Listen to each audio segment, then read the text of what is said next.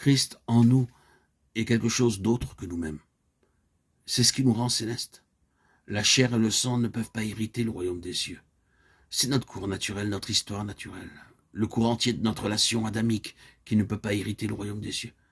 C'est seulement ce qui est de Christ qui héritera du royaume des cieux.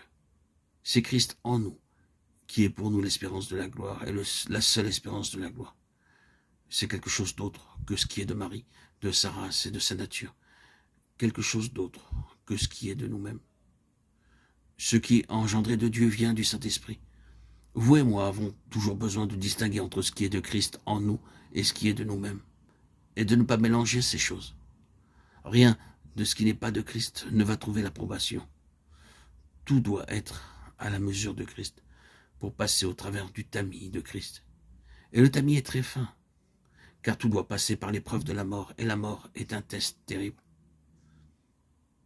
Y a-t-il quelque chose dont la mort peut se saisir? S'il en est ainsi, elle s'en emparera. Tout ce qui est susceptible de mourir succombera et mourra. Et cette ancienne création n'est rien d'autre que cela. Christ n'est pas assujetti à la mort. Il ne peut pas être saisi par elle, car il n'y a rien en lui sur lequel la mort peut se cramponner. C'est notre espérance de la gloire, Christ en nous. Le Saint-Esprit opérant une séparation entre Marie et Christ, entre nous-mêmes et Christ, cette division fondamentale opérée par le Saint-Esprit doit être constamment maintenue en pensée, car c'est seulement dans la mesure où nous faisons cela que Dieu peut atteindre son but. Remarquez que Dieu peut atteindre son but bien plus rapidement là où cette distinction est maintenue que là où elle est négligée. C'est là l'importance de croyants instruits du Seigneur au sujet de ce qui est essentiel à son dessein.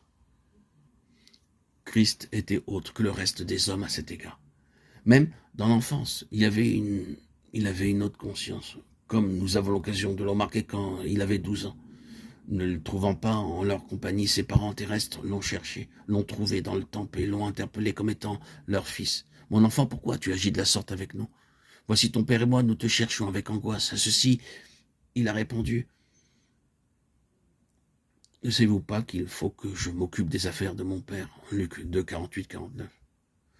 C'est un reproche, mais en même temps la révélation d'une autre conscience. Ton père et moi, des affaires de mon père. Ce ne sont pas les affaires de Joseph. Voici la désignation d'un père en face d'un autre, et de l'un au-dessus de l'autre. C'est une conscience céleste, une conscience éternelle, une marque qu'il est autre, comme engendré du Saint-Esprit.